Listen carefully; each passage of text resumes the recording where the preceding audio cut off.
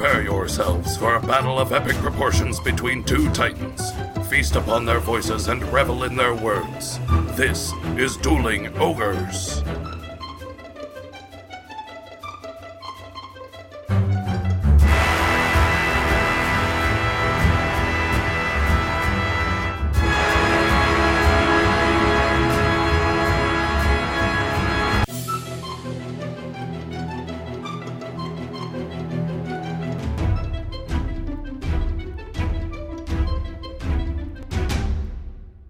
Hello, Ogres, and welcome to episode 160. Thank you for joining us, as always, on this Wow.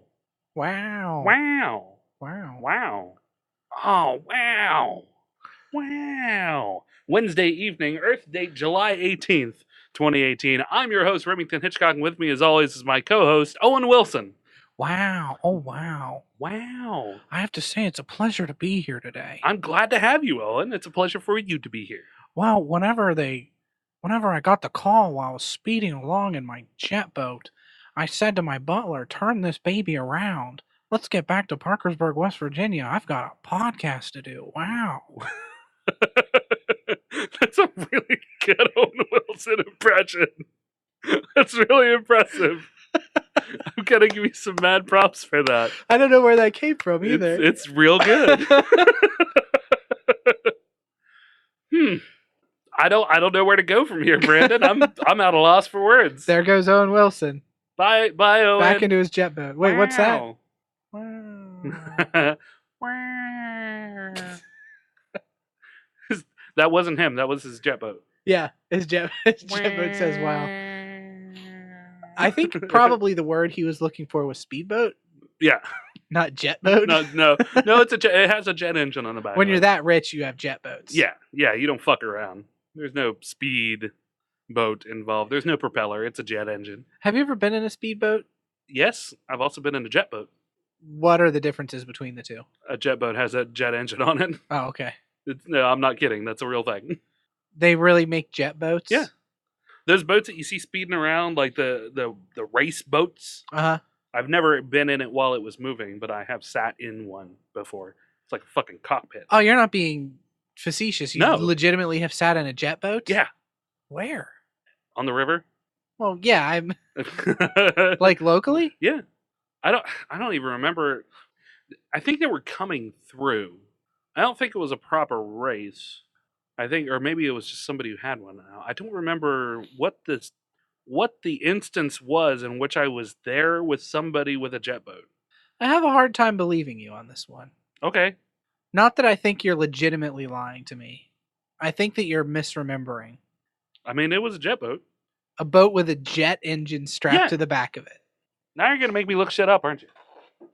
It's not strapped to the back. It's made into it. Just fucking janky, just like... All right, all that duct tape's on there. That should hold. One more piece for good luck. Let's get in the jet boat. I've not been out on a boat in a long time. There we go.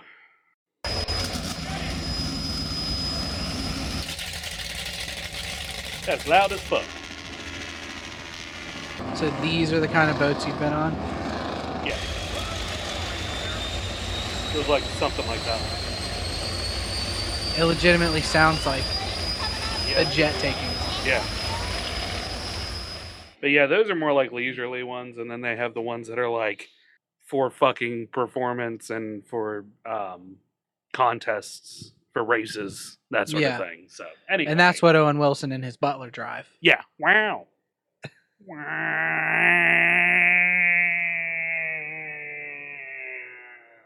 I mean, the noise was okay, but the things your face was doing during that, that was a real adventure. It was. Anyway, how have you been? I've been pretty good. Really? Mm-hmm. How's the old apartment doing? It's doing well. Good. Yep, I don't have any exciting stories from the apartment, unfortunately. Yeah. My stairs fell off. Did I tell you that? No. I live on the second story, and the stairs started to fall off. While you were on them? No. Okay. Just in general. Okay. So they replaced the stairs. Cool. Yeah. I'm glad that you're not walking up, falling downstairs anymore. The best part of it, though, is they took the stairs and they put them into the dumpster. Right. The entire stairs.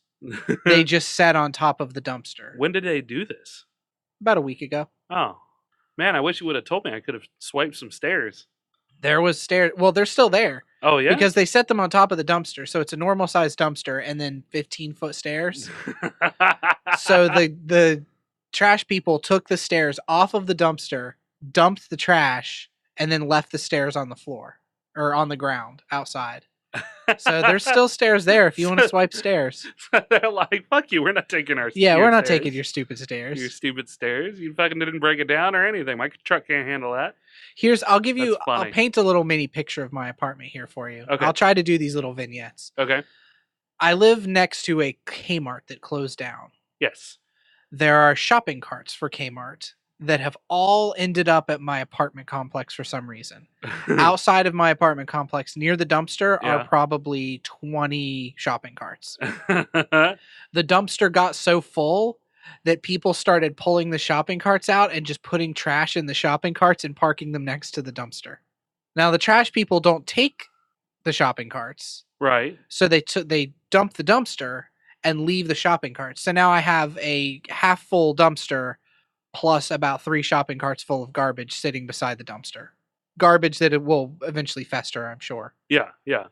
And somebody is going to have to go out there and put that garbage from the shopping carts in the dumpster. Yes. And it's not going to be you. No, absolutely not. I didn't put it in there. What am I supposed to do? Yeah. I mean, I get it.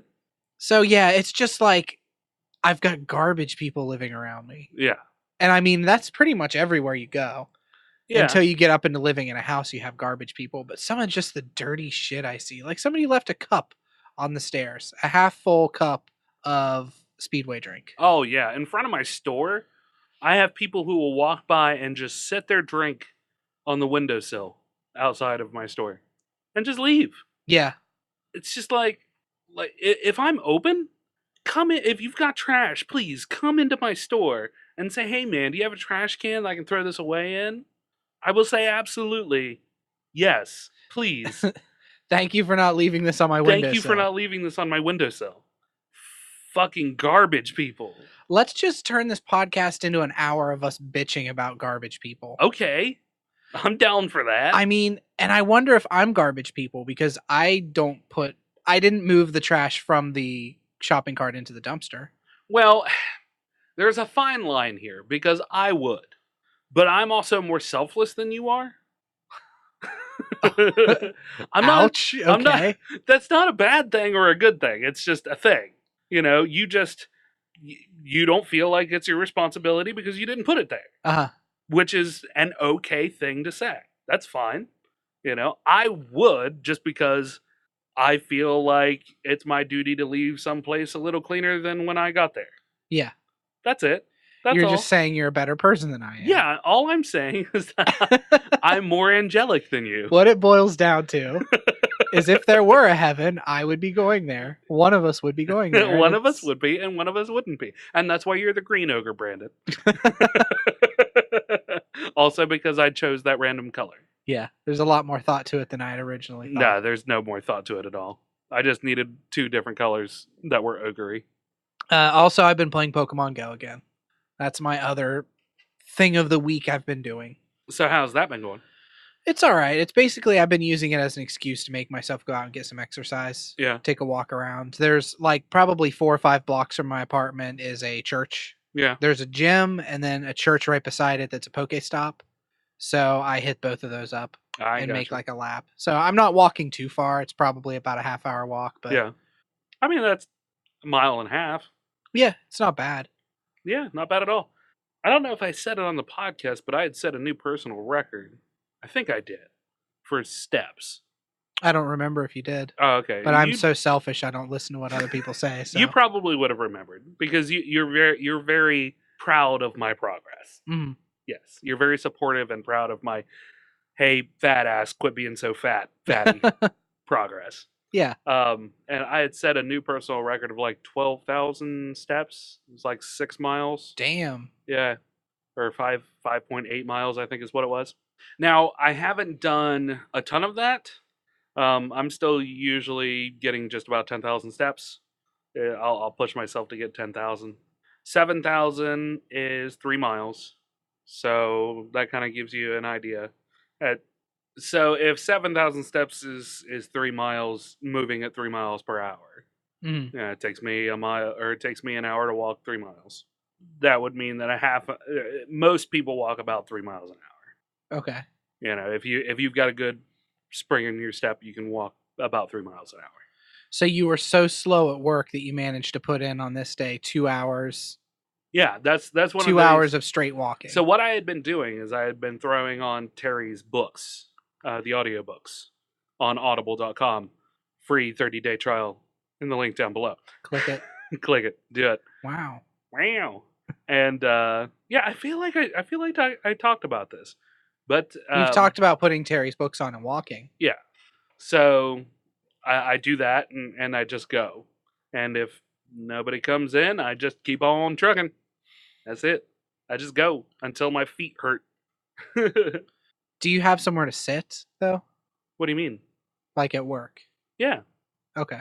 I keep forgetting you've never been to my work. Yeah. And I live, literally, it would take me 5 minutes to walk to your work from my apartment. Yeah, now. you need to come over one day. Yeah, I've thought about it before, actually. You should.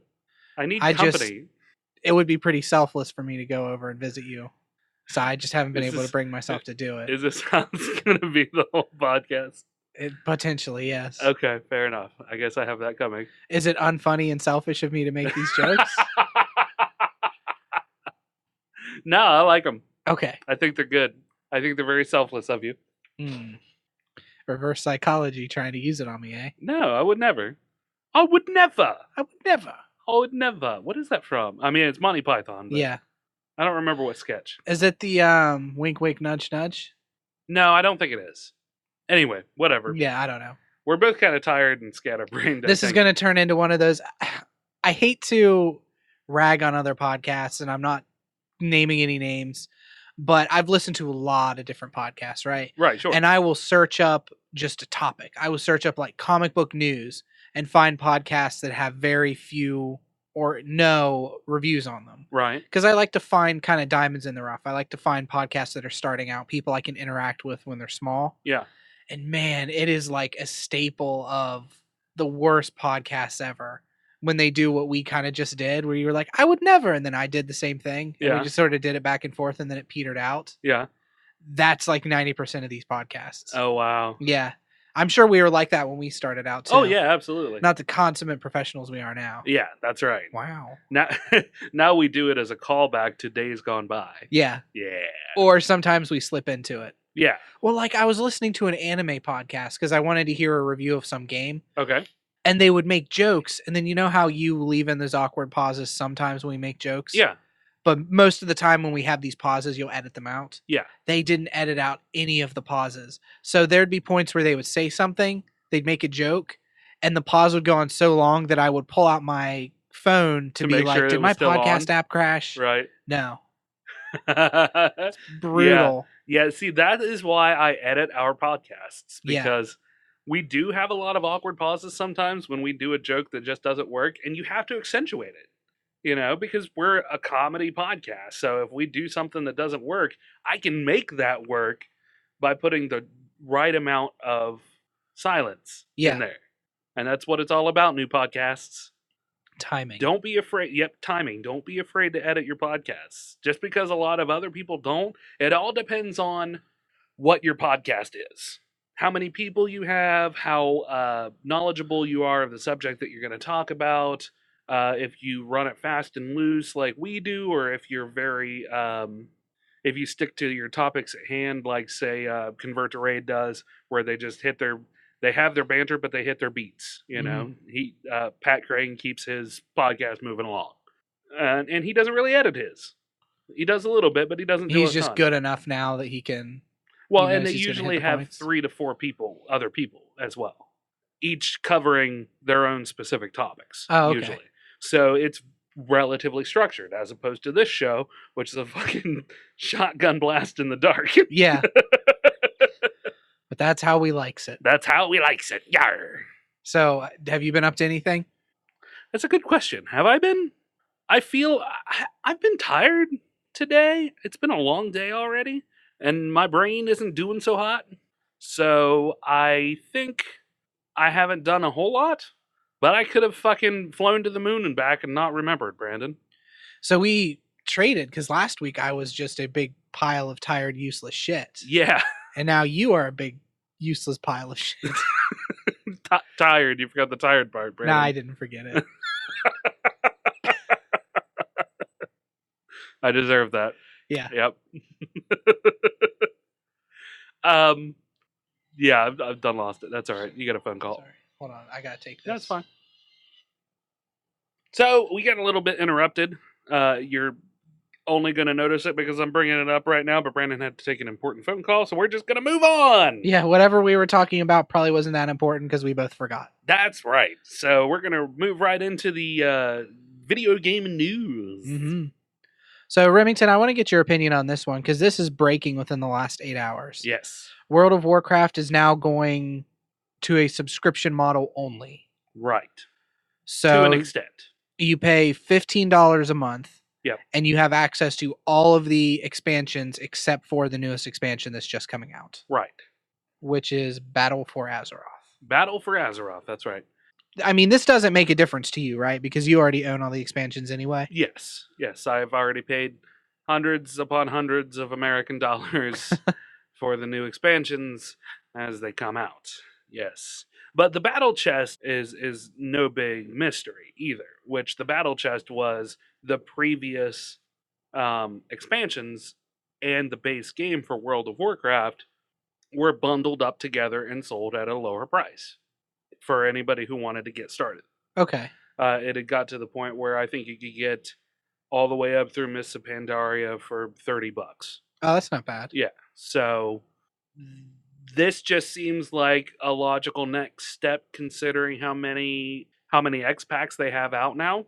So we have World of Warcraft, the actual MMO, and then you had Burning Crusade, Wrath of the Lich King, Cataclysm, Mists of Pandaria, Warlords of Draenor, Legion, which is the most recent one, and then BFA, Battle for Azeroth, coming out next, or August, I think is the actual release date for it.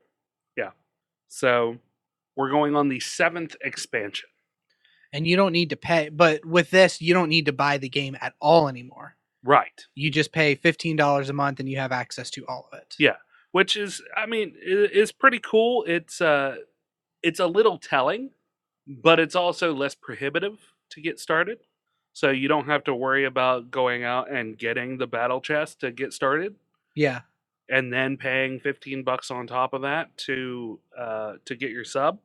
But at the same time, it is telling to me that maybe World of Warcraft is losing some of its steam. It's still, I think, the biggest MMO on the planet with the most players. Yeah. Or close second. But I feel like this is saying, well, we're kind of losing some of our fan base because the game is 100 years old now. So, well, maybe everybody's going digital anyway. Yeah, and that's another part of it too. I think there are a lot of factors, and no singular factor is owing to this decision from Activision Blizzard. Yeah, when you see where they make their money is the subscription service. Yeah, absolutely. So that's why they're keeping that as opposed to like, yeah, you don't even need to buy the games anymore except for the newest expansions. Yeah. Like Elder Scrolls Online doesn't do that at all. You still have to buy every expansion if you want to play, which is how... Well, World of Warcraft wasn't like that anyway, was it? No, they had the battle chest. So you had to... I think it was the last 2 expansions that you'd have to buy, but you could get them discounted. And then you had the battle chest, which included all the way up to the last 2 expansions, usually. All right. So every new expansion that came out, you could get that expansion, the expansion before, and then everything else was in the battle chest. Are you looking forward to Battle for Azeroth? I know you don't really have a whole lot of free time that you play WoW anymore. And that's really just it. Like, I wanna jump into it. It's gotten to the point for me where it's almost just nostalgia. Mm-hmm.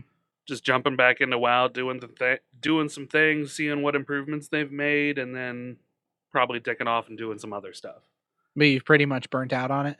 I don't want to say that I've burned out on it, but I don't have the time to dedicate to an MMO.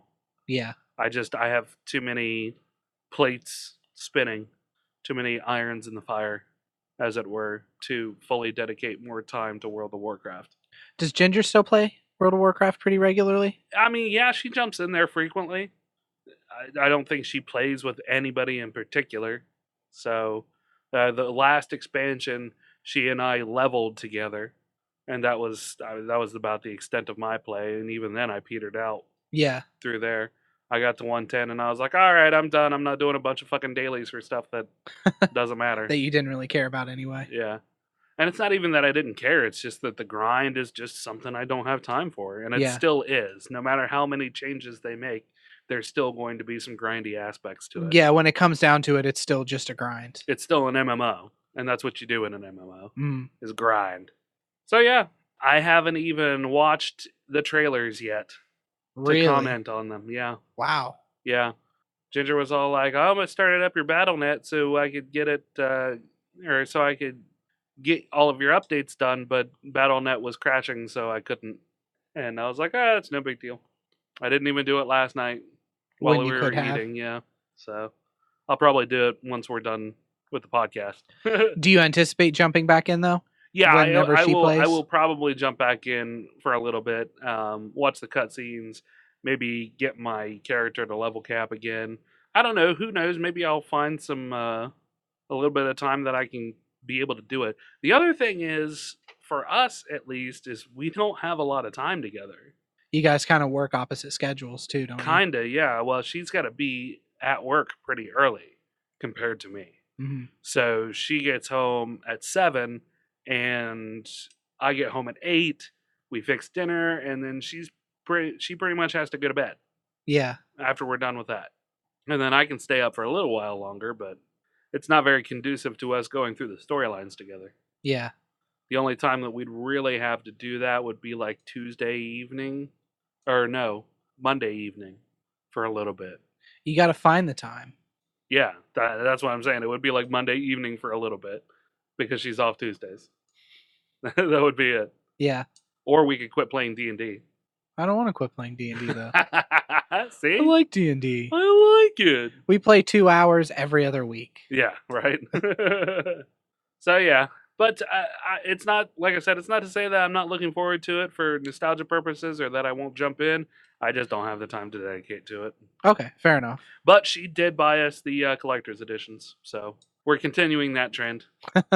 Do you get a pet or anything for it? But I don't even remember what's coming in it. I do know that I want it, though. I mean, I've got all of the other ones so far, so... Yeah, Except it's a collector's for the thing. You earlier might as ones. well. Yeah, exactly. There are a few things that I collect, and that's just one of them. Yeah. Sorry, I keep playing with this. You would have snatched those out of my hands if that would have been me. I wouldn't have done that, but I would have been like, "Hey, can you, Brandon, can you stop put those it. down?" You piece of shit. I never give you the dad Brandon. voice. Hey, Brandon, hey, stop that. quit it. Quit. Okay. Don't stop. You get a little Freddie Fantiosi with it. Don't stop thinking about tomorrow. Don't stop thinking about tomorrow. That's Freddie singing. Yeah. You got it out of me. So Finally. there's something there for Freddie you. can't sing very well. His pitch is right, but his voice isn't. Do you have some gaming news, Remington? Yeah, to Or follow are we up, just going to do this? we're just going to do this. It's already been 50 minutes. 50? Yeah. Jesus. No, like 25 of that I can cut out. But Yeah. So, Niantic, the company behind Pokemon Go, as most of us know, have just acquired Seismic Games. Seismic Games is probably best known for the Marvel Strike Force mobile turn-based RPG. I haven't played it at all, but either way, it's Niantic has Pokemon Go, of course, and they also have Harry Potter Wizards Unite. So it seems like Niantic is kind of gobbling up some places that have heavily licensed IPs. Yeah. Very interesting. They've got a little bit of money to work with now. Yeah. A little bit. They have a shit ton of money to work with now. So it's a very short story, but it's an interesting one because now we're seeing, Niantic, now that they've kind of made a plot for themselves in the mobile gaming world, now they're starting to expand their kingdom. You said it was Marvel Strike Force? Yes. I'm not familiar with that at all. I'm not either. I've never played it. Don't really know anything about it, but still. It was popular enough, and it's an IP that, yeah, that's right. I did it right through a yawn. That they said, hey, we're going to buy you out. Yeah, just a little bit of news. Yeah. That's it for my gaming news, though. That was it? Yep, that's it. Yeah, that's the only thing I had for gaming news, too. Sweet. So what else Gaming do you news comes to a close. have? So what else do you have? And now gaming news is closed. So what's next? I feel like you should have on a cape when you do that. I know. I was doing... The listeners couldn't see how grandiose my motions were. Yeah, and his arms were wide. His nose was in the air. All right, do you want ninja news? Do you want mummy news? What Or about... do you want Aquaman news? Do we want Ninja Mummy news? I can't really combine the two stories. Are you sure? I guess I could. Did you try? I could combine the two stories. It would be nonsensical. There's nothing nonsensical about Ninja Mummies, Brandon. Okay, Remington. So a black-granite sarcophagus was found in Alexandria, Okay. which is in the Japanese city of Iga, which is also the birthplace of ninjas. Okay, let's not mix up the stories. You're right. It's too ridiculous. Start off with the mummies. A Mummies alive. black-granite sarcophagus was found in Alexandria. The Egypt's Ministry of Antiquities has yet to speculate who it belongs to. Okay. There was a worn alabaster head that was found near the black sarcophagus. But they have, since it's worn, they have no idea who it was yet. Right. The burial site was believed to be the Ptolemaic period, which was 323 to 330 BC. Okay. Which is a really specific fucking period. Yeah. I just realized it's 7 years. Yeah. But the sarcophagus is 9 feet long, 5 feet wide, and weighs 30 tons. 30 tons? 30 tons, yes. Wowzers. It's black granite. 9 feet long, 5 feet across. That's an impressive sarcophagus. Mm-hmm. Yeah, for sure. So they're going to open it at some point. They said, like, yeah, we're going to open it. We just need to go through all the proper dealings first to make sure we don't break anything. Yeah, absolutely. It's a very delicate process.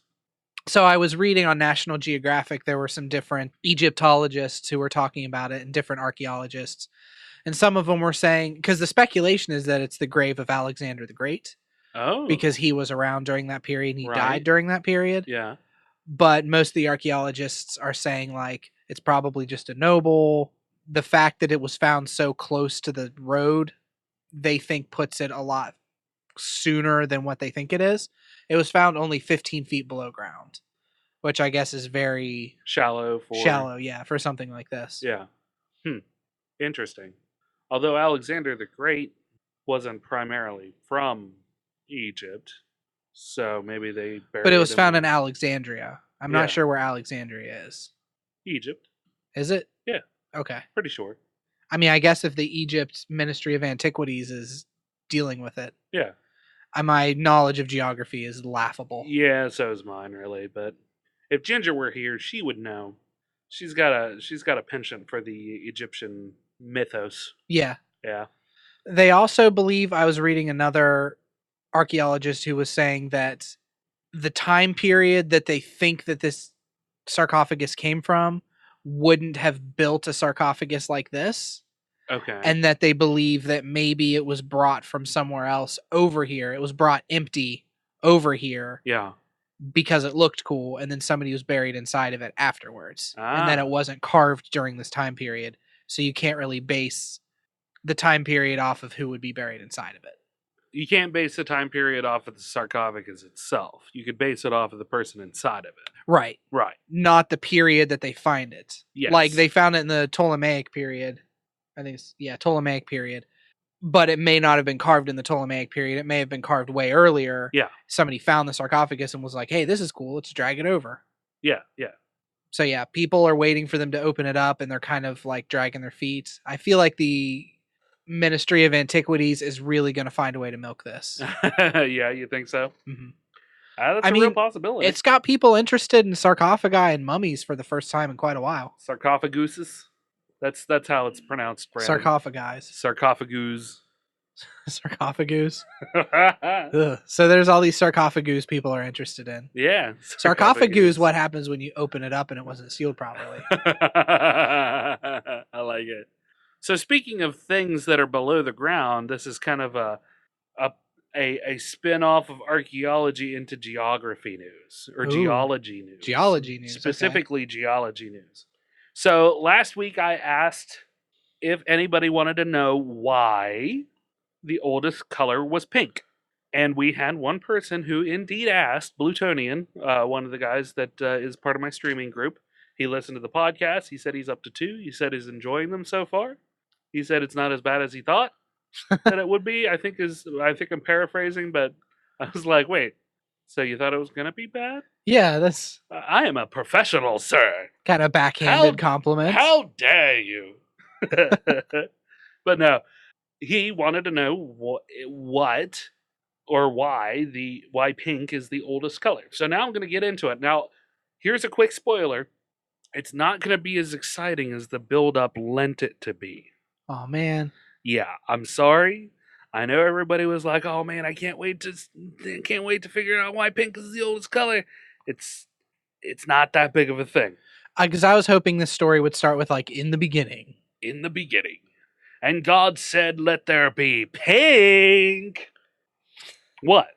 That's what he said. I was trying to think of lyrics to a Pink song, but I think I get Pink and Vitamin C confused. Were you gonna sing "Steal My Sunshine"? That's LFO. Oh yeah, that is no, it isn't. Is it? Or LEN. Oh, maybe it is. Now LFO did Abercrombie and Fitch. Yeah. All right, fuck this noise. Fuck these 90s pop bands. Researchers discovered the oldest known color produced by a living organism. It's over 1 billion years old and colored bright pink. Researchers discovered the color in cyanobacteria fossils preserved in rocks in the Sahara. When scientists extracted pigment from the bacteria, they found dark red and deep purple spots in concentrated form. Distilled, it turned bright pink. So this was an excretion from this organism? No, not an excretion. The organism, the cyanobacteria itself, was a pinkish color. Oh, okay. And when a colony of bacteria was all together, it formed dark red and deep purple spots when they were all together. The bright pink pigments are the molecular fossils of chlorophyll that were produced by ancient photosynthetic organisms inhabiting an ancient ocean that has long since vanished, explained Dr. Ganelli, a researcher from the ANU Research School of Earth Sciences. It's likely that the bacteria dominated ancient oceans for hundreds of millions of years, perhaps casting a pink tint to the ocean itself. So they're speculating that this organism could have been so prevalent that the oceans themselves would have had a slightly pink hue. Wow. Yeah. See, I'd say the story's interesting. Yeah. I'll give it an interesting tag. Yeah, I don't think it was going to be like fucking bam, wow news. Like, oh my God, I can't believe this shit's pink. You know? The pink producing cyanobacteria are so old that even algae, one of the oldest forms of life on Earth, was rarely found. This was truly an alien world. Study co-author Jochen Walken? Jochen? Yeah. Jochen. Jochen? Jochin. Walken? I feel like it would be like a playoff Joaquin. Jochen? So sorry if you ever listen to this and we butchered your name, Those Mr. Brox, Dr. Brox. I'll kill them all. Go, my bacteria. This was truly an alien world, study co-author Mr. Brox told Live Science. A few 100 million years later, algae would start to multiply and start to form the beginning of a food web that would eventually lead to the evolution of animals. Until then, pink cyanobacteria ruled the oceans. It took a very lucky series of events to preserve the chlorophyll. After dead organic matter sunk to the seafloor, it had to settle in a spot where it remained isolated from exposure to oxygen. Not only that, but the rock that preserved it had to survive 1 billion years in one piece. So yeah, I mean, a very long-lived and serendipitous string of events that this rock fell to a point where it was just undisturbed for billions of years, preserving this pink cyanobacteria. Yeah. So yeah, that is why the oldest color is pink. Yeah. I feel like the doctor who discovered this is one scientific accident away from becoming a supervillain. Why? Just the idea of studying bacteria, I feel like leads me to believe that you are very close to being an insane person already. Okay, fair enough. Continuing on with the geological news, because I know everybody's super excited about this.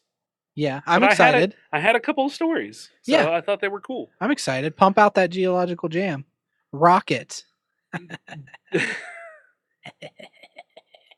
Boy, that was a real diamond in the rough of a joke.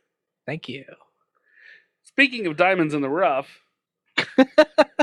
Yes. apparently, based on the title of this article from BGR.com, there's a quadrillion tons of diamonds lying beneath your feet. Would you like to dig a little bit and see if you can find a diamond, Brandon? Yeah. Okay. Get to work while I read the story. Can I use these? Those pet nail trimmers to dig? I mean, yeah, you can. Okay, I will get to work. Okay. Finding a diamond on the ground would make anyone's day. It sounds like a very opinionated piece, like he's writing us a little tale. Yeah. Fake news. Get your opinions out of here. Yeah.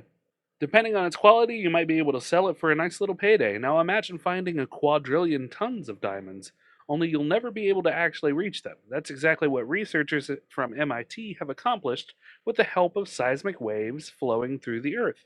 So I'm gonna before continuing to read this, because I didn't read this one. Okay. In true REM fashion, I didn't actually read this particular article. These dudes at MIT, they took a big old sound laser, Mm-hmm. they shot it at the ground, and then the reverberations that came back like a bat squeaking in the night sky told them that the composition that they ran into was diamonds. How close do you think I am? To what happened? Yeah. I feel like pretty close. Okay. That's what it sounds like. Yeah. Using what they already know about how seismic waves travel through different types of material, the researchers took a close look at seismograph data from large-scale events like earthquakes and made a startling estimation. There's an almost unfathomable amount of diamond deep within the planet. Which, I mean, it makes sense. You know, we already know that we have the Earth's mantle itself is a molten iron, primarily. Okay. So it would stand to reason that there would be chunks of, and it's all under immense pressure. Mm-hmm. You know, the mantle is what creates our magnetic field, the motion of this molten iron within our Earth's, and it's not the core, it's the mantle. Yeah. So it's moving and shifting and creating these magnetic poles. So it stands to reason that it would be hot enough and pressurized enough to create diamonds, and that there may be a point within that these diamonds would settle onto like what would be the bottom of the crust between the mantle. Mm-hmm. I would assume. So, because diamonds are created out of highly pressured carbon, right? Yes. Okay. That is correct. If you compress carbon enough, you will get a diamond. The study, which was published in Geochemistry, Geophysics, and Geosystems, looked at some curious behavior of sound waves traveling through the Earth deep underground. The scientists discovered seemingly unpredictable changes in the speed of the waves as they traveled along, and the only explanation that seemed plausible is that the waves are speeding up when they hit large deposits of diamond. The suspected diamond masses are thought to be located in what are known as cratonic roots. MIT describes these as the oldest and most immovable sections of rock that lie beneath the center of most continental tectonic plates. They can span hundreds of miles, and the scientists believe that they may be made up of as much as 2% diamond. Wow. Yeah, that's a lot. I mean, Wow. if you if you think of the size of a tectonic plate, that can be a huge deposit of diamonds. But if there's so much diamond there, why not just start digging? Well, you wouldn't get very far. The diamond deposits are thought to be somewhere between 90 and 150 miles beneath the surface, which is far deeper than mankind has ever reached. Ulrich Fall of MIT's Department of Earth, Atmospheric, and Planetary Science explains that this shows that diamond is not perhaps this exotic material, but on the geological scale of things, it's relatively common. We can't get at them, but still, there is much more diamond than we have ever thought before. And seen. So you were mostly right about the story. I was, yeah. They looked at seismic charts instead of using their sound wave machine. Well, what do you think seismic waves are? It's the reverberation of sound through materials. Yeah, but they looked at the charts. They didn't use the big machine. Well, okay, yeah. I mean, they would have had, even if they used the machine, they would have had to look at some kind of a chart. These people too are one step away from supervillainy. Yeah. You have a giant sound making machine. Yeah. You're looking for diamonds. Yeah. 90 to 150 miles beneath the Earth's core or the Earth's crust, where they live now. Yeah. I mean, diamonds are a joke anyway. Diamonds are a joke or a girl's best friend? Both. Diamonds are not a joke. It's like one of the hardest substances on the planet. It's used in more than just jewelry.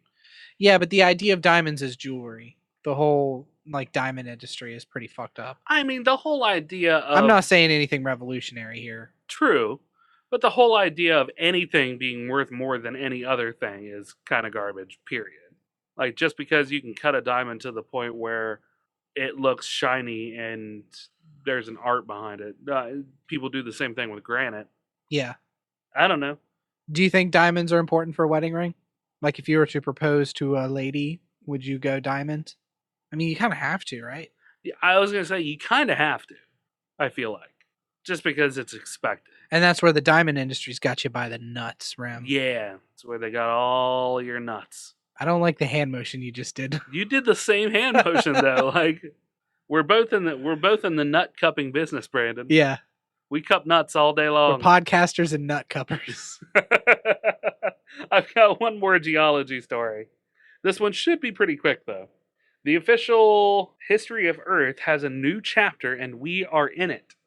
Geologists have classified the last 4,200 years as being a distinct age in the story of our planet. They are calling it the Meghalayan Age, the onset of which was marked by a mega drought that crushed a number of civilizations worldwide. The International Chronostratigraphic Chart, the famous diagram depicted on many classroom walls.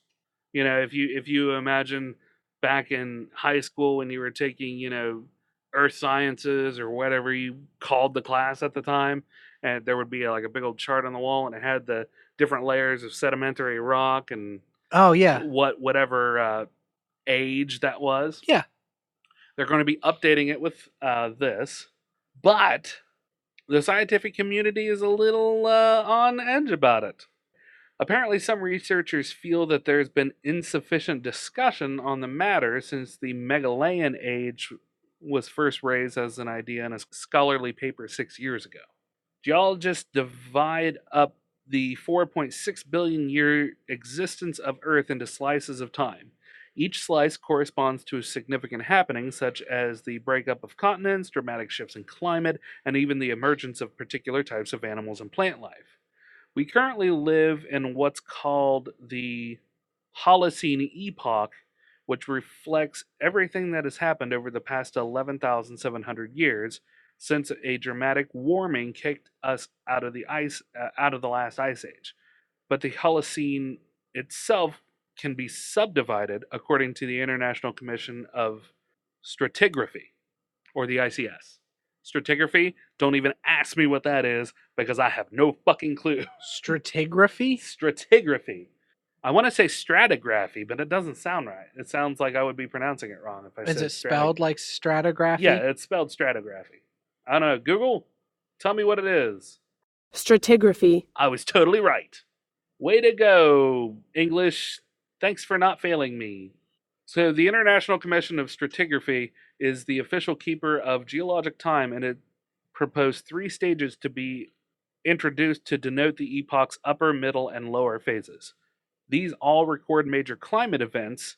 The Meghalayan, the youngest stage, runs from 4,200 years ago to the present.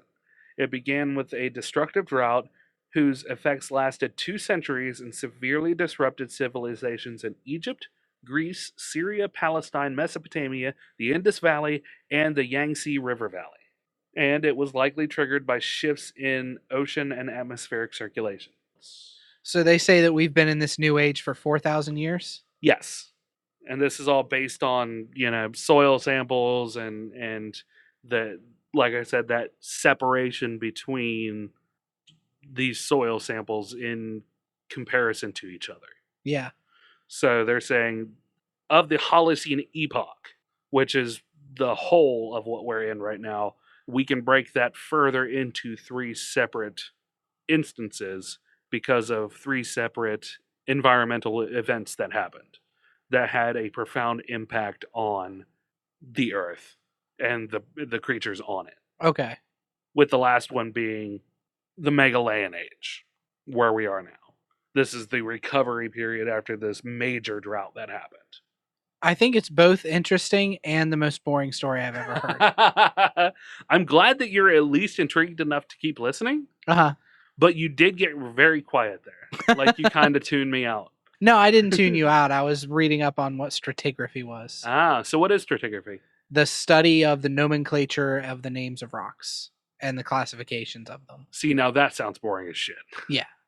So stratigraphy the story itself is kind of cool.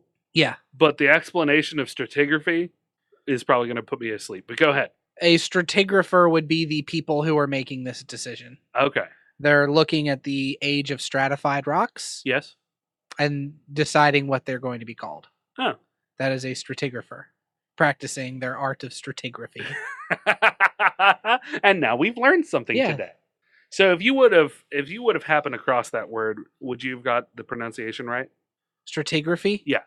I would like to think so because of the I in there. Yeah. If it was spelled like strategy, yeah, I wouldn't have got it. I got it. Wouldn't have got it. You wouldn't have got it. I wouldn't have got it. We had a whole bar rum.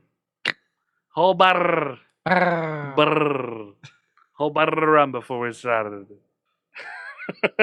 So, Remington, speaking of things that should stay buried within the earth. Like the rest of the story? Oh, is there more to the story? Nah, it's fine. I'm done with it. I think we've got the point across. Okay. The synopsis for the new Aquaman movie has come out. Oh, yeah? Yes. Wait. Why should that remain buried? Because it's the Aquaman movie. Who gives a shit? Are you just shitting on Aquaman because he's Aquaman? Who gives a shit? You are. Okay, I get it. Aquaman is searching for the King's Trident while stopping Orm, the Ocean Master's plan to attack the mainland. Orm. King's Trident, let's go. To me, my dolphins, away. No, I actually think the new Aquaman movie looks really cool. Yeah. I've talked about this before. I've got a man crush on Jason Momoa. Is it the bod? Is that what does it? Partially the bod, partially the rough, gruff exterior that he's had in many of the characters that he's played over the past 10 years. Who else has he been besides Aquaman? Because I don't recognize him from anything else. He was in the first place that I saw him was in Stargate Atlantis. He played Rowan, who was kind of this gruff hunter type individual that they came across in their travels. Okay. Very stone-faced, very not funny for the most part, although they expanded on his character as they went. So, before that, he was in Baywatch, if I remember correctly. Like the original Baywatch? No. One of the remakes. Oh, okay. He was in that. I don't know if Stargate Atlantis came first or if it was Baywatch, but I feel like it was Baywatch. And then after that, he did, let's see here, I believe it was Conan, the remake of Conan. Was he Conan? Yes. He played Khal Drogo in Game of Thrones. So that was another big claim to fame for him. I was going to ask if he was in Game of Thrones. Yes. Mm-hmm. And those are the main things that most people know him from. But yeah, I don't know. I always had a man crush on him. What is life like? I like the cut of his jib. What is life like when you walk around with that ripped of a body? It's just different. I was going to say, are you asking me, somebody who has been fat my entire life? No, just in general. Since I was in preschool, I've been a chubby bumpkins. A chubby lumpkins, even. I mean, when you are just that ripped walking around, life is just entirely different for you. I imagine. It would have to be. Yeah. People looking at you with respect. People on fear. famous and popular podcasts talking about their man crushes on you. Yeah. Very famous and popular podcasts. Although I wonder if you kind of get the thing that big tall dudes do where everybody wants to pick a fight with you. Where there's always somebody who wants to pick a fight with you to prove their badassery. I mean, I'm sure, but he seems like he's a really fun guy to hang out with. Yeah. From like cast photos and stuff where he's been out and about, oot and a boot, as the Canadians would say. You're totally crushing on this guy. No, I've seen stuff. He's your tiger beat, isn't he? Yeah, he's totally my tiger beat. Like there's that picture of him sneaking up on the guy who plays Superman. Have you seen that meme? No, I haven't. So what's the guy who played Superman in those movies' names? I don't know. Henry, guy with a thick chin. Henry something or Henry other. Cavill. It's him walking down the red carpet and he's like very proper and he's got his hands in his pockets and everything.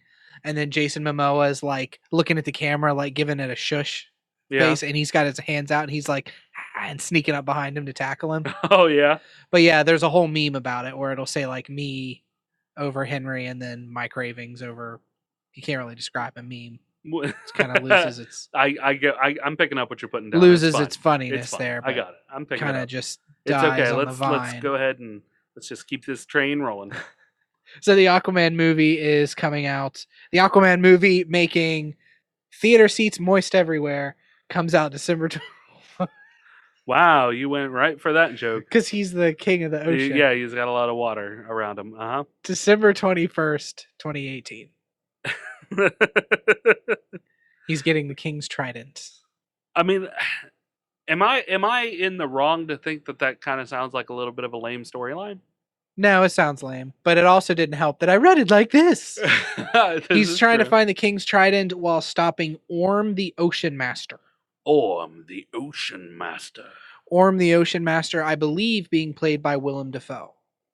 Well, you can't go wrong with Willem Dafoe in a movie. Yeah. Except for that one time where the whole movie went wrong because Willem Dafoe was in it. Playing the Green Goblin was pretty terrible. Yeah, that was... Playing Harry Osborn was good. Yes. Norman Osborn. I can't remember which is which. Playing one of the Osborns. Norman. But as soon as he turned Green Goblin, it was awful. Yes. Yep, I completely agree with you. While we're still in this kind of news, Nickelodeon and Paramount Pictures is reviving Rugrats. I did hear about this. They're bringing it back for 26 episodes. Yes. And they're also developing a live-action film that's slated for release in 2020. Wow. That sounds crazy. This is something that I could not care less about. Do you not like this whole nostalgia bringing all the shit back forever? They need to bring back Doug. I'd be fine bringing back Doug. I hated Rugrats. They did bring back Doug already. And it was good. Yeah. They brought, like, you talking the Disney one? Yeah. That they brought back in, like, the early 2000s? Yes. Yeah. Was it good? I didn't watch it. It's kind of universally panned among the Doug audience, but I liked it. Universally panned. Do you hear yourself right now? I'd like to consider myself a real Doug head. Is that what they call themselves? Real Doug, real funnies. Real Doug funnies? Yeah. You're a real Doug funny guy. Yeah. Hello, Douglas. I had a guy at work today ask me if there's one thing from the 90s I could bring back, what would it be? And I said Doug. And I got mocked mercilessly for that. He was like, one thing from the 90s and you bring back Doug? Well, I mean, what else would you choose? If you could bring back one thing from the 90s, what would you bring back, Ram? Just Killer Tofu. I would just bring back the song Killer Tofu. So not even Doug, just the song Killer Tofu. Who is it? The Beats? Yeah. Beets? Yeah. The Beats. I eat my sugared cereal, but it makes my teeth bacterial. I-E-O, Killer Tofu. I mean, you can still listen to the song on YouTube right now, so Yeah. you don't need to bring it back. It's still there. It is. So is Doug, though. I don't think you can just go on YouTube and watch Doug. You could rewatch episodes of Doug. Yeah. You could go find the thing to do the watching of the Dougs. So how would you bring back Killer Tofu? Like make it on the radio? I don't know. I just wanted to sing Killer Tofu for our audience. Oh, okay. That's it. I just want You just wanted a reason to sing Killer Tofu? Yeah. Well, I want you to know that you don't ever need to find a reason to sing Killer Tofu. You can just sing Killer Tofu whenever you want. Thank God. I'm Yeah. glad you're here to let me know what's okay with life, Brandon. We can drop the pretense and just sing Killer Tofu all you want. Oh, yes. So, Rugrats, do you care about it? Not really. Just like I don't really care that there has been talk about bringing back an Invader Zim movie. See, that I'm more excited about. I loved Invader Zim. I loved Invader Zim as well, but like, I don't know. It's just, I don't care about the nostalgia bullshit. Just, we don't need to recapture my childhood. Let's just continue bringing me cool things. Like, we had Family Guy, and we had all of the rest of the shit that Seth MacFarlane has done, like American Dad.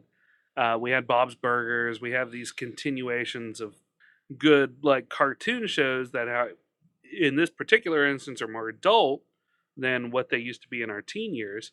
But you go back and watch those shows now, and there is all kinds of, missed pretext and pretense and other tenses of things that we didn't get as children. I just don't need, like, when they brought back on MTV a more adult version of Ren and Stimpy, it was over the top. It just wasn't necessary. Did you watch it? Yeah. When they brought back Doug, I didn't feel like it hit the same beats that the old Doug did, and that's what made the old Doug good. Mm-hmm. So to me, I wasn't really interested in watching it. I watched one episode of it, and I was like, meh. How did they make Ren and Stimpy more adult? I think they had cursing at that point, or they were making more gross and lewd jokes. Oh, okay. Yeah, there was more beating of the animals, which not really cool now. So yeah, just not really impressed with it. But speaking of bringing things back, apparently the CW is developing a new show for Batwoman, who is different than Batgirl. Yes, Batwoman is different from Batgirl. So Batwoman started off. She appeared in 1956 by Edmund Hamilton. She was named Catherine Kane. She was a wealthy heiress who decided to fight crime in Gotham. She was also Batman's love interest. So they kind of wrote her out in 64, but she was brought back 40 years later as Kate Kane, and she was a Jewish lesbian. And they brought her back as Batwoman. I don't know why, but those two words just seem so strange together. A Jewish lesbian? She was brought back as a Jewish lesbian. Yeah, apparently those are the buzzwords that they had to hit to get the beats right on that. Yeah, exactly. Yeah. That's what it seems like to me, is just two random buzzwords thrown together. Yeah.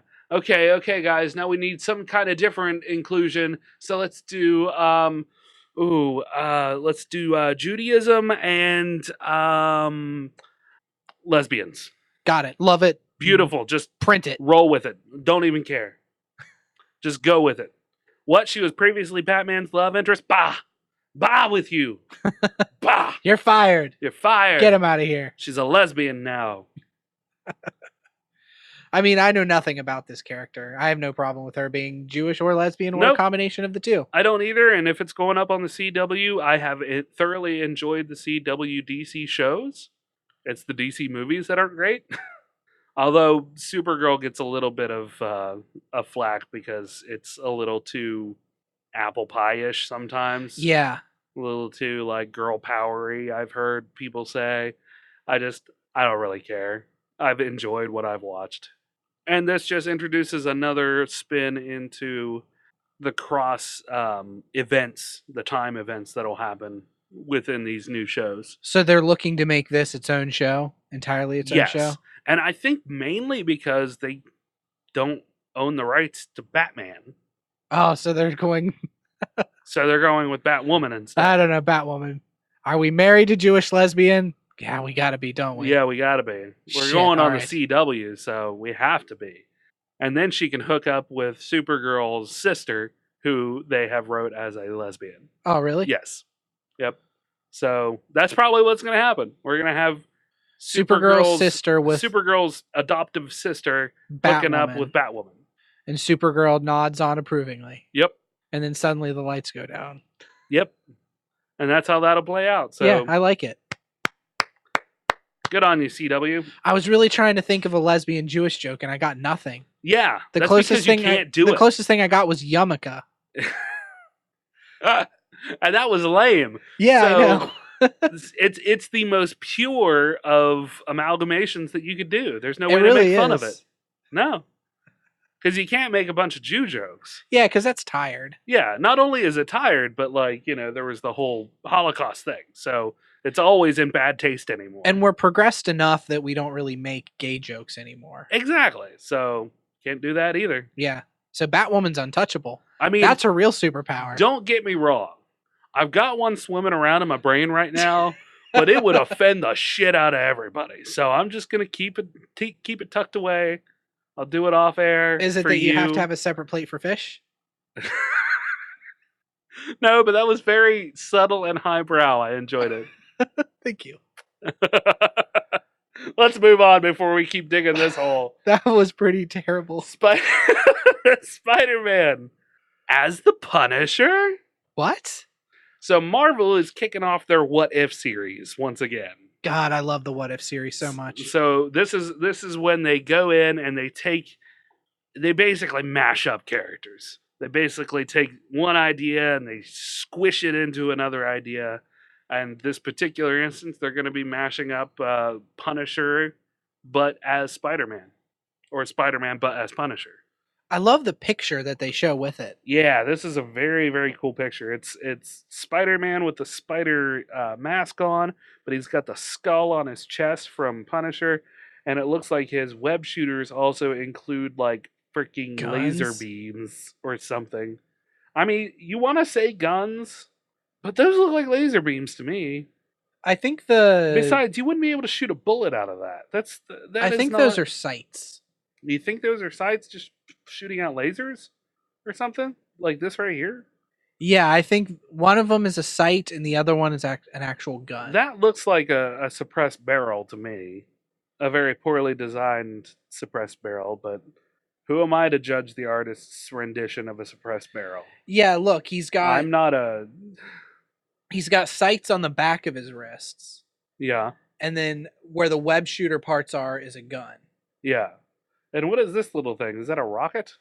Or is that for his chapstick? I think that's for his chapstick. Okay. It's very rounded. I'm sorry. I think I'm being shitty, but it's just, I'm trying to figure out what's going on here. Yeah. I think is more what it is. It really loses you the more you look at the picture. Yeah. Yeah, you just want to soak it in for a hot second and then move on. So we'll have, this will be coming out this fall. It's the What If stories. They're going to be introducing Sitch. That's not even really a word. Sitch. It's like short for situation. Beep, beep, What's beep, the beep. sitch? They're introducing 6 new tales in alternate fates for Peter Parker, the Punisher, Magic, Ghost Rider, Thor, Domino, and Cable, and perhaps most inevitable of all, Flash Thompson, who finally gets to become Spider-Man instead of Venom. This is on Sci-Fi Wire. The article is called Spider-Man as the Punisher. Marvel reveals new lore-twisting what-if comics coming this fall. It's pretty on the nose with the... Yeah, they really put it right out there on Front they're Street. just throwing that SEO out the window for this one. So we see the covers, the what-if covers. We got Flash Thompson as Spider-Man. He's unmasked, clinging to a wall. It says hero or villain on little wanted posters, as it were. What if Thor? It looks like what if Thor was born a ice giant? Yeah. What if Peter Parker was Punisher Spider-Man? Is he wearing jeans? It looks like he's wearing torn jeans. I kind of want to call him Punisher Man. Punisher Man? Spider-Nisher. Rolls right off the tongue. I like it. So he's got his Spider-Man gloves on, his Spider-Man mask, but the eyes are glaring. Yeah. And then he has the Punisher shirt and the jeans. Man, that sucks. The more I look at that, the more I'm like, man, that's kind of stupid looking. I really was down with it when I first saw it, too. In the press release, Marvel pitches the series almost as a way for fans to join them in letting off some steam. What if something else happened? What if an event poised on a knife edge fell in the other direction? What if the Marvel Universe was ... different? These are the questions posed, explored, and brought to their dramatic, reality-defying conclusions in the legendary Marvel What If books. And this fall, they return. True believers? The What If anthologies are a long-standing Marvel tradition dating all the way back to the late 1970s. In their earliest incarnations, many of the alternate scenarios, like Spider-Man joining forces with the Fantastic Four, more closely resemble the daydreams that tantalize modern-day MCU fans who salivate at the crossover possibilities of the looming Disney 21st Century Fox merger. Each one-shot in the new series is written and illustrated by a different lineup of Marvel Comics in-house talent, and each is slated to land on one of the 5 Wednesdays in October this year. Domino and Cable, along with Flash Thompson, double up to get things started when What If Spider-Man #1 and What If X-Men #1 simultaneously hit store shelves on October 3rd. So yeah. This is one I may have to pick up. Oh yeah? Yeah, I love the What If series a lot. Yeah. Even people who don't read comics but are at least exposed to it knows the stories of Spider-Man. They have probably heard of Flash Thompson. Domino, obviously people would know Domino now, although she was a little underplayed. I knew who Domino was, but I had never read any stories about her. Yeah. Ginger knew her far better than I did, which is funny. Sometimes you forget that Ginger really liked to read comics at one point in her life as well. Yeah, I didn't know that at all. Yep. She's got a whole collection of, is it Red Sonja? Yeah. Yeah. From the company that did Witchblade, right? Yeah, and Can't remember. Witchblade stuff, I think. I think it's mostly the Witchblade stuff. But yeah. That's weird, because I always thought Red Sonja was, like, made for guys. Right, yeah. Big-breasted woman doing awesome stuff with guns. Yeah. Guns and swords and things like that. So it wasn't Red Sonja, it was Witchblade. Okay. Yeah. And they are 2 separate universes, now that I think more clearly on it. I'm like 90% sure.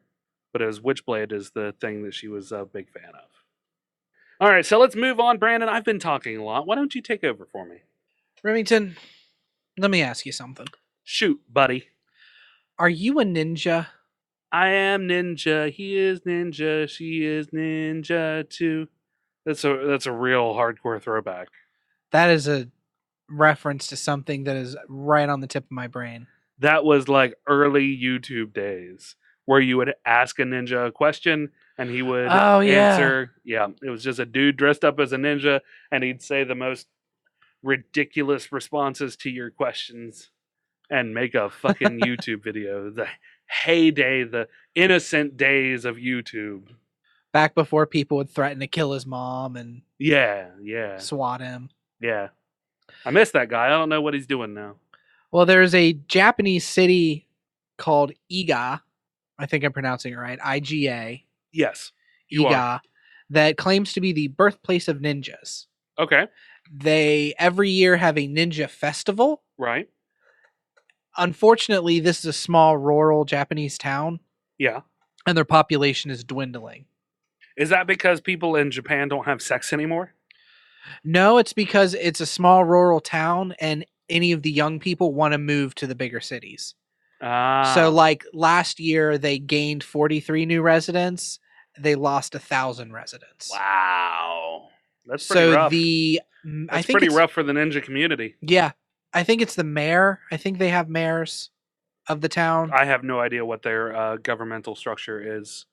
So I'll just go with mayor for sake of ease. Mayor is fine. The mayor of the town is basically putting out a plea saying we need more people to move in and we need ninjas for this ninja festival. Okay. So they need people who are trained in ninjutsu and they will pay you to be a ninja. Okay. I mean, I'm not a ninja, but I can play one on TV. You're looking between $8,000 to $17,000 a year for your ninja salary. I mean, I don't have any ninja skill, but I could play one on TV for sure. I just, in another life, I love the idea of putting everything behind me, moving to a small rural Japanese town. Yeah. And just being a ninja. Yeah. Like, they don't require you to fight other ninjas. I mean, they're not, in your off time, you're not sneaking into bases and slitting guards' throats and stuff. Right, yeah. You're a ninja for the ninja festival. Yeah. You're a performer. Yeah. Which, I mean, if I'm not mistaken, weren't ninja basically just the common man who started to stand up against the shogunate? Yeah. And they were, they were just using whatever they had on hand to go up against them. Yeah. They would use stealth and guerrilla tactics and then farm implements. This was a story I found very late when I Yeah. was taking my notes, so I wanted to read more about the Japanese city of Iga and see why Yeah. they call themselves the birthplace of ninjutsu and ninja. Well, they don't even say the birthplace of ninjutsu. They just say the birthplace of ninja. Birthplace of ninjas? Yes. Huh. So I don't know why they call themselves that. Fair enough. They could be big fat phonies. You're a big fat phony! But if you're interested in going to the Ninja Festival Remington, which I know from your sparkle in your eye that you are, Yeah, totally. it starts in late April and goes from late April to the beginning of May. Oh, that's okay. If you go to the festival, you can participate in some of their ninja games. Yeah. You can also dress up like a ninja and be part of their ninja culture. Well, there we go. I could do it. I have to be really quiet. And as an American, that's hard to do in Japan. Because everybody's quiet anyway. What else do I have here? I looked up a story on Facebook. I saw a story posted about a Florida man who was arrested for drugging alligators and having sex with them. What? I don't think it was a real story because I searched sex with alligator on Google Yeah? and all I found was drinks. Apparently there's a mixed drink called sex with alligator. Okay. So if you want to make a sex with an alligator, you need a melon liqueur, pineapple, raspberry liqueur, and Jaeger. Sounds tasty. So there's how actually. to make a sex with an alligator. Did you like Jaeger? No. I know Jaeger is kind of one of those acquired tastes, but I like licorice flavored stuff, Mm-hmm. and I don't mind Jaeger at all. Ugh, no, I couldn't do Jaeger. I can't drink it straight, just because it's too clawing. Yeah. But I can absolutely drink Jaeger in mixed drinks. I mean, I could do shots of Jaeger. I mean, if That wasn't a problem.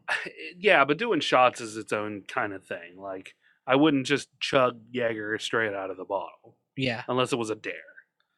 But like doing shots of Jaeger, I mean, you always have a chaser of some kind. Like doing shots is just doing shots.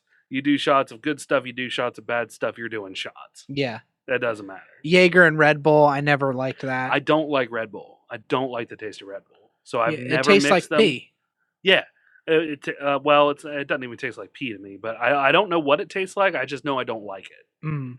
But I've never had Jaeger and Red Bull together. What is that called? A Jaeger bomb. That's Yeah. right. Okay, I forgot what it was called for a second. Sorry. You have to drink a lot of Red Bull for a Jaeger bomb, too. Oh, really? Yeah, because you have a cup of Red Bull, then you drop a shot glass of Jaeger into the cup Yeah. so that the Red Bull flows into the shot glass, and then you chug the whole thing. Oh.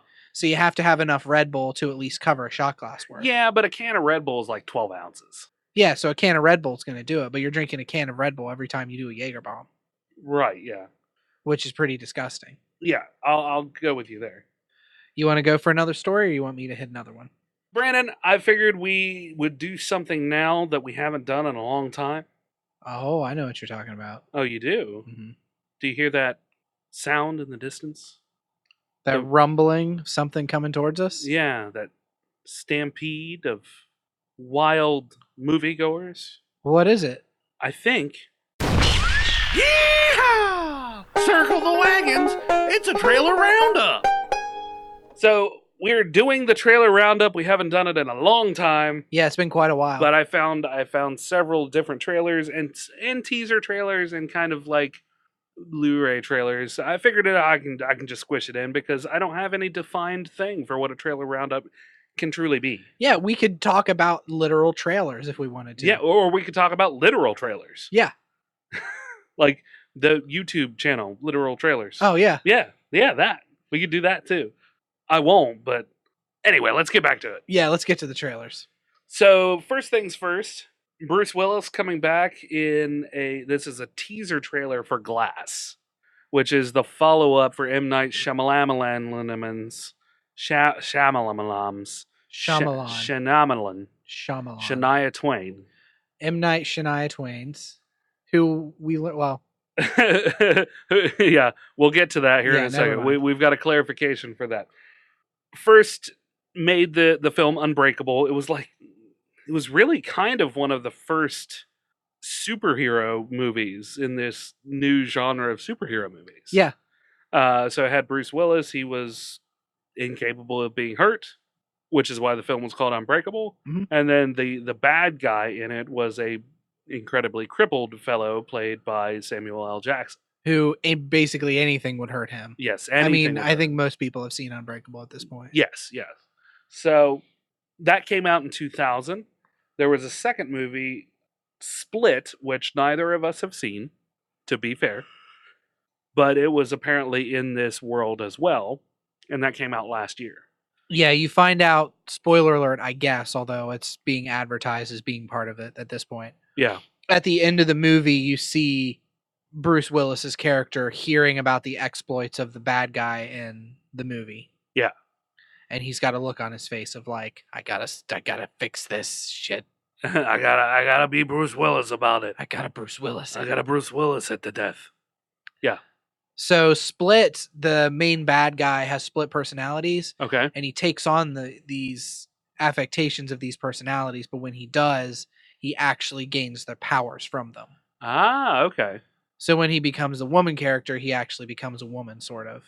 When he becomes a character who's highly resistant to pain, he actually becomes highly resistant to pain and can take damage and shrug it off. I gotcha. Okay. So whoever he becomes in a lot of different senses. Ah, okay. So that makes a little more sense then. So now we are getting it's just a very quick spoiler trailer. It's just Bruce Willis looking through a shattered pane of glass with all of these sound bites stitched together to make this teaser trailer. Yeah. And it is expected that they will release the full trailer on Friday, likely in the panel at San Diego Comic-Con, which is going on right now. Started today. Yeah. Little quick note to a story that we were going to get to, but didn't quite. It's pretty short, though, just to tie into it here since we're talking about it. San Diego Comic-Con is not going to have Marvel or HBO have a panel there, which really gives room for like Warner Brothers to shine. Yeah. If they take advantage of that. Mostly because, HBO's got Game of Thrones, it's on the final season. They don't really want any spoilers for that. It's not quite far enough ahead that they can start releasing a whole lot of information about Avengers 4 and the other properties that they're working on over at Marvel right now. So it doesn't really make sense for them to be there. So they've just kind of bowed out. So it's not like anything has happened. It's not like San Diego Comic-Con is pissed off at, or vice versa for HBO and Marvel. It's just that the stars didn't exactly line up that it would make sense for them to be there. Yeah. And maybe they are just giving some room too. Yeah, and that's always possible as well. Now, here's the funny thing. This teaser trailer doesn't really give you much. Unless you are a big follower of Unbreakable and Split. Which I'm not, so I can't really speak on it too much. Yeah. I'm more excited to see the actual trailer, and it might make more sense to me. Yeah, I think the actual trailer is really going to give a lot more. But here's the funny thing. On this article on Collider.com where I found this trailer, they have another trailer for The Equalizer 2, which is Denzel Washington playing just a badass. Yeah. In true Denzel form. And what I love the most about the Equalizer character in this is how dead Denzel plays it when he's being a badass. Like, just no remorse, just no moral compass, just doing the thing that he has to do, and no emotion on his face. Have you seen the first Equalizer? I have not. Yeah, neither have I. I know nothing about it. I don't really either, but I really enjoyed the trailer for it. I like Denzel Washington. Yeah, me too. I was going to say he's underrated, but he's definitely not underrated. I think he's rated perfectly for what he does. Yeah. I think he hasn't been in the spotlight as much as he was in like the late 90s, early 2000s. Yeah. But neither is Bruce Willis, to be fair. So moving on, we have a new trailer by Robert Zemeckis, Welcome to Marwen, with Steve Carell. This is based on a true story of a man who was beat to within an inch of his life. He was previously an artist who would draw World War II scenes, scapes. That was like his job, his kind of claim to fame. and they beat him so bad that he couldn't do that anymore. So he ended up building a village called Marwen and using toys and taking pictures of these to tell these stories. Yeah. I love Steve Carell. I love him as an actor, comedy or otherwise. He really makes you feel. He's got a good, wholesome heartfeltness to him. Yeah, he does. That really shines through. Steve Carell has a great range, I think. Yeah, absolutely. And this looks like a really cool movie. We've got a slew of women accompanying him because the scene itself has a lot of female characters who have helped him recover from this beating. So he goes through physical therapy and somebody who comes to check on him frequently. And I think there's probably a love interest involved. All sorts of women in this man's life. Here's what's interesting about this. They did a documentary called Marwen Call Yeah. in 2010. Yeah. Where they actually followed the guy. Right. And he was beaten because he was a crossdresser. Oh, really?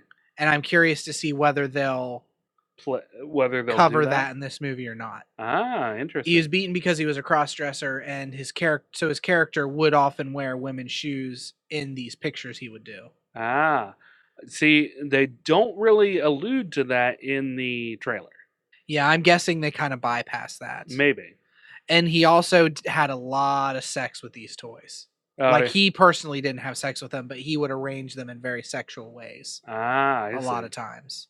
So the cast includes Leslie Mann, Diana Kruger, Merritt Wever, or is it Weaver? I'm not sure. It's Wever. Janelle Monáe, Isa Gonzalez, Gwendolyn Christie, Leslie Zemeckis, and Neil Jackson. This new trailer is much better than the first trailer, playing up the emotional side of it as well as the awkward but lovable charm that Carell brings to the role. This looks like it'll play best with audiences and not for awards. So this person is Alex Billington, who wrote this review of the trailer. This piece on the trailer says that he doesn't expect it to win any awards, but it looks like a good movie. Yeah, I think it'll be fun. Moving on to Overlord. This is the new J.J. Abrams and Bad Robot Studio film. It's being kind of billed as a Nazi zombie movie. So we see characters flying over to Nazi Germany in World War II. Their plane gets blown out of the sky. They end up in France where they find Nazis who are experimenting with drugs that basically turn people into zombies. Yes. That is the long and short of the trailer. It looks interesting. I don't know. I mean, it's not my cup of tea. What did you think of it? I think it looks like a movie that's right up my alley. Oh, really? Yeah. Because it looks like a mix of horror and just kind of fun, dumb action. Right, yeah. It seems like it doesn't take itself too seriously, which would be kind of a death knell for a movie like this. If it took itself seriously, it would be like, okay, you're doing Nazi zombies. What do you have to take seriously about this? Right. But it's not like they do anything funny, though. It's just that they don't do anything so serious that you're like, okay, I get it. Yeah, well, it's kind of the way the movie shot had, or at least the way the trailer shot had kind of a B-movie feel to it. Yeah. The way it was lit. Yeah. And the action set to Hell's Bells. Yeah, for sure. So yeah, I'm excited. I thought it was a very weird music choice for the trailer. That's what makes me think that it doesn't take itself too seriously. Yeah. Because it's taking place during World War II, right? Presumably. Yeah. And they're playing AC/DC. Yeah. Yeah, it's definitely an odd choice for a more period movie. But you're right, that does kind of lend itself to maybe it hasn't been taken so seriously. So let's go ahead and move on to the last bit. They released a trailer for the upcoming release of Solo to Blu Ray. Yes. And this is from ScreenRant.com. What caught my eye about this is that the person who wrote it, Robin Burks, said that this is the trailer that Disney should have used if they wanted Solo to succeed. And it looks like it's more of a romp, more of a fun thing that happens, more of a Han falling from one piece of shit to the other and making the best out of it kind of deals, Whereas the trailer, when the actual movie came out, kind of seemed a little more serious. It took itself a little more seriously. Yeah. There wasn't a whole lot of fun. It didn't look like it was necessarily a fun movie. Yeah, it's the trailer made itself look very action oriented, which Yeah. Solo is a very action oriented movie, Right. but it didn't play off of the fun like you're saying. Yeah. So now, of course, I haven't seen Solo yet. Did you? No, I haven't watched it yet. Okay. It has been panned for, being a flop, basically. Which is hilarious because it wasn't a flop. It's just a flop by Disney Star Wars movie standards. Yeah, exactly. Everybody still went to see it except for a handful of people and bitched about it a whole lot because Yeah. it didn't make quite as much as the other movies. Which I'm- anybody who is expecting these one-offs to make the same kind of money that the Star Wars proper movies is a fool. Rogue One made like double almost what Solo did. True. Solo did not do very well as a Star Wars movie. Right. I think Solo was reaching a little too far back. Like, Rogue One kind of happened in that space between, was it Empire Strikes Back and Jedi? Was it the second time around or was it the first one around? So it was at Rogue the beginning of One- New Hope. Rogue One ends with A New Hope's beginning. Okay, that's what okay, yeah. So, I mean, that's kind of, it's a prequel to A New Hope kind of deals. It's just the telling of one little story from one particular person. I think that kind of ties it all in fairly well Yeah. as far as that goes. Well, and two, with Rogue One, you had The Force Awakens, and then you had Rogue One before Last Jedi. Right. It was the second new Star Wars movie. People were still like, oh shit, a new Star Wars movie, and it looks like a war movie. Let's go see it. Yeah. It didn't do remotely as good as Last Jedi did or Force Awakens did, No. but it still did pretty well. Yeah. Now you have Solo. It's the fourth Star Wars movie in as many years. It doesn't look that good from the trailers anyway. The trailers made it look kind of generic. Right. You know, you have diehard Star Wars fans going to see it. I mean, it still was the number one movie of the weekend. Yeah. But yeah, I think that this guy kind of hits it on the nose, is that if they just would have done this more playful trailer, it might have done a little bit better. Yeah. More of a buddy movie between him and Chewie, and that's in one scene where he throws a snowball at Chewie's face. Yeah. That's it. Like, they barely showed Chewie at all in the trailers for it before. But it was leading up enough to it. get the point across that they quickly become fast friends after Han runs off with him. Yeah. Like, that's something that we didn't get in the other trailers that I recall. No, it wasn't. Yeah. But yeah, I agree with the author. And that's a big point of the movie, is the meeting of Chewie and Han. Mm-hmm. Like, to find out what the story is from that. The meeting of Chewie and Han, the meeting of Han and Lando, Yeah, yep. Han getting the Millennium Falcon. Mm-hmm. So yeah, all of those things. But that wraps up the trailer roundup.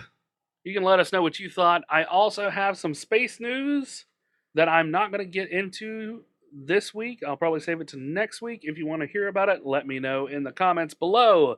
Vice President Mike Pence to visit Kennedy Space Center August 3rd, and he will announce the first NASA commercial crew. Ugh. I mean, is it necessary to go?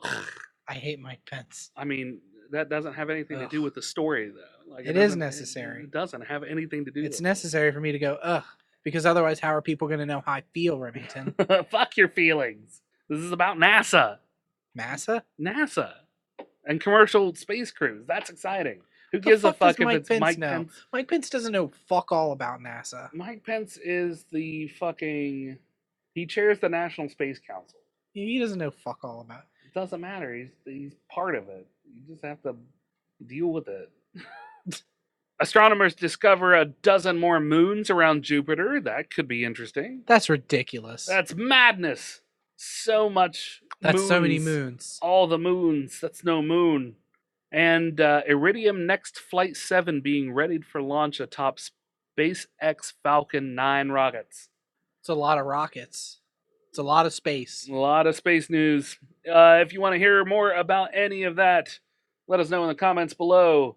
But that will wrap us up for the evening, correct? Yeah. If you have any questions or comments or you'd like to hear yourself on air, you can call us at 978-DU-OGRES. That's 978-386-4737. You can also reach us on Twitter at Dueling Ogres. Email us at duelingogres@gmail.com. You can join our frickin' Discord like Blutonian did and let us know your opinion on what other stories we'd like or you would like for us to do. If you have your own that you'd like to write up, or if you'd just like to throw one out there, you can get a hold of us through the Discord as well. There's a link on our website. Yeah, pop on in. Yeah, get on over there. I also got a new app that whenever I'm live streaming, it'll go to the website as well. Oh, really? Yeah. Oh, that's cool. Right on the front page. So whenever you're live streaming and somebody goes to duelingogres.com, it just shows you live streaming right there? Yep. That's neat. Yeah. That's some good crossover. Yeah, that's what I like to grow the brand that way. I can't wait for you to be fully set up so I can get you hooked up for streaming. Yeah, I know. I want you to do it so bad. It's so much fun when you get into it. I'm excited to stream. Good. I'm glad. I hope you are. I don't know if I have the personality you do, though. I don't know if I have the personality to interact with people. You don't have to be. You don't have to be the same as me. I want to be the same as you. Well, because you look like you have so much fun. All you have to do is just have fun and talk. Even if there's nobody there, you just talk about what you're doing.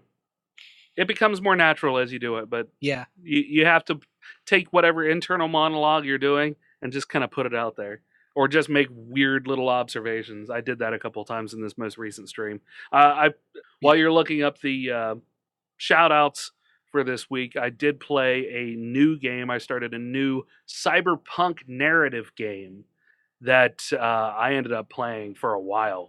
Really enjoyed it, and had a lot of fun voices that I'm doing with it, and enjoying the banter between the characters, and it's really, really cool. I'm glad to see you playing games like that too, because I love those kind of games. Those are my bread and butter. Yeah. Those kind of story-driven narrative games. And especially, that's the nice thing about the story-driven ones, because you can play the ones that I haven't played. I know you know a lot of them, and all you have to do is read what's on the screen.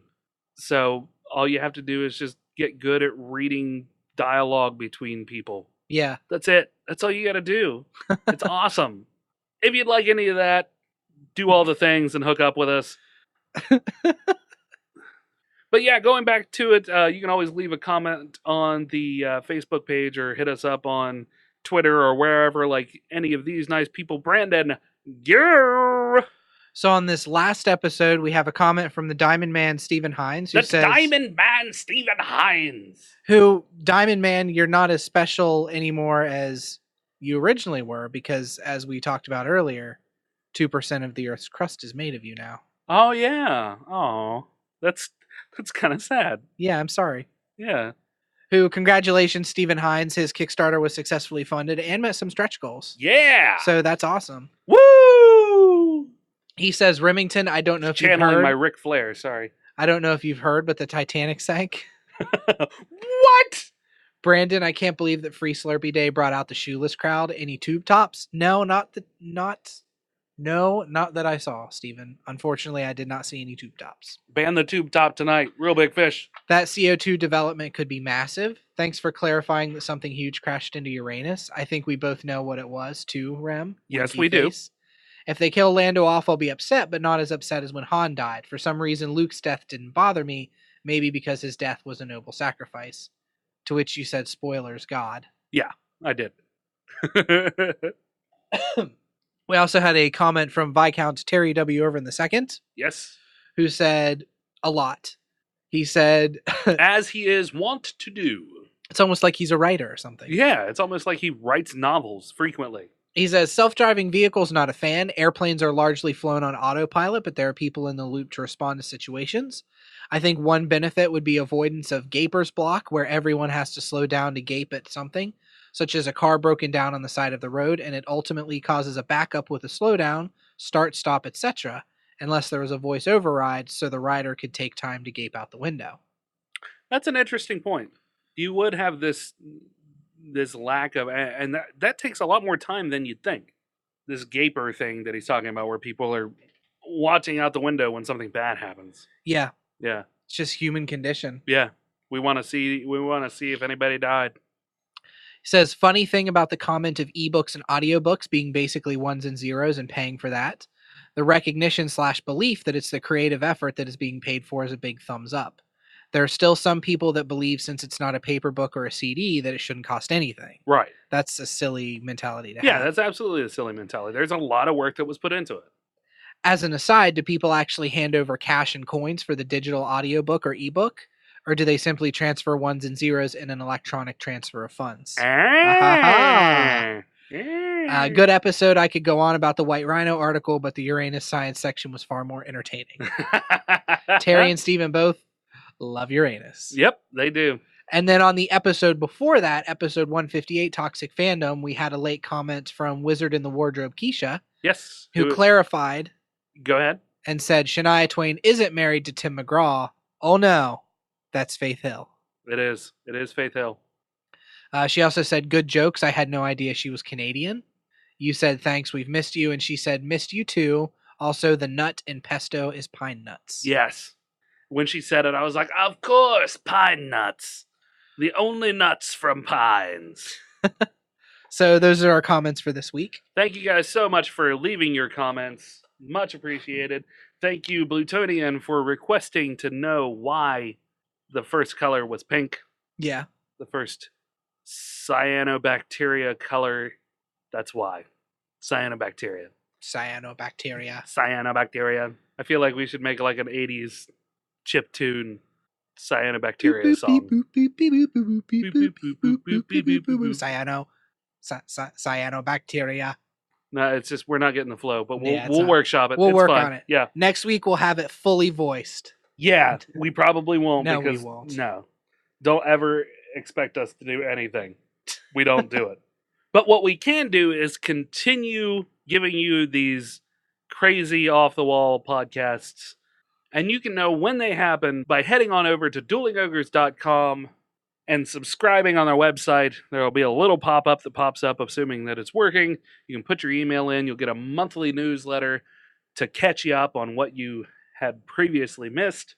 You can keep track of our new shows and articles pertaining to some of your favorite geek news. If you'd like to write for us, all you have to do is send us an email at duelingogres@gmail.com. You can even watch my stream, which happens on Tuesday nights and Wednesday nights at 11 p.m. Eastern Standard Time on twitch.tv/duelingogres, or just, like I said earlier, head on over to the website. It should be playing right there. Yeah, which is really cool. Yeah, so I'm very excited about that. And finally, be sure to leave us a 5-star review on iTunes or find us on YouTube, iHeartRadio, or nearly anywhere else you can find a podcast. If you're listening to us on iTunes and you haven't left a 5-star review, do it because it helps boost us higher up the cool kids list. That's right. Brandon really misses that. I keep forgetting to work it back in there. I'm sorry. I don't miss it that much, but you could play it up, man. I do miss it.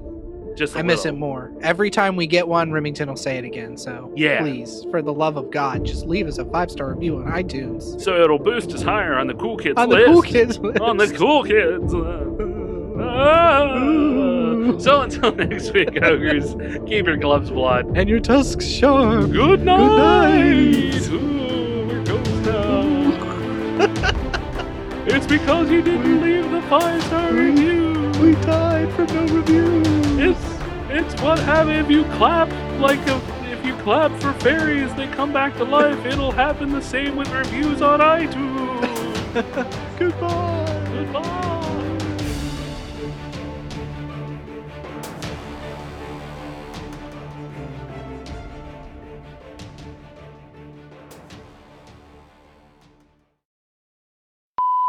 Stupid. Yeah. We're done with this podcast. I quit. Thank God, so do I.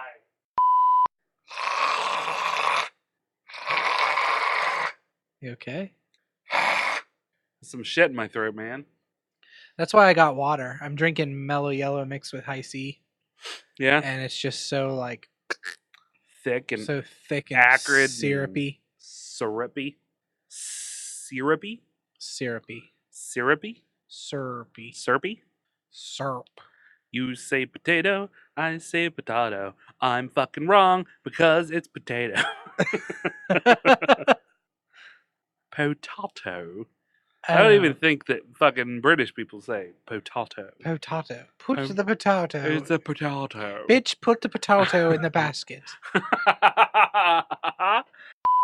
Fucking Bob, this is not how we're gonna play this today, man. This is not fucking playtime. This is fucking podcast time. I got clipped twice during my fucking stream. Twice. For what? 2 times. 2 clips. 2 silly clips. Let's see. Is this one? This was the start of the show? Hey, you guys want to do some crack cocaine? I hear it's a really good time when you do the crack cocaine. I mean, I've never done it before myself because, you know, I'm pretty pretty myself, but okay, I need to change that. I need to go into Streamlabs. Sorry if I'm yelling in your ears. I'll get really close to the microphone, but I'll be quieter so I'm not yelling into it. And you can see all the bald spot in my head. This is what happens when you get old. You get bald. It's very attractive though. When it's done correctly. I'm not doing it correctly though. That's the problem. It's when you don't have to. Do you like my mouth noises? Are they good? Are they doing anything for you? Oh my god! Why did you even watch that? Is anybody still actually here? You got clipped for that? Yeah. Meaning what? They cut it out? No. Meaning somebody thought it was funny and clicked. Oh, okay. Yeah, you can do that on the fly.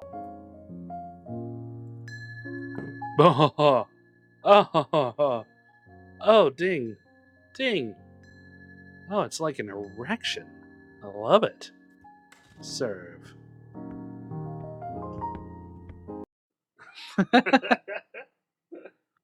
That game does look pretty cool. It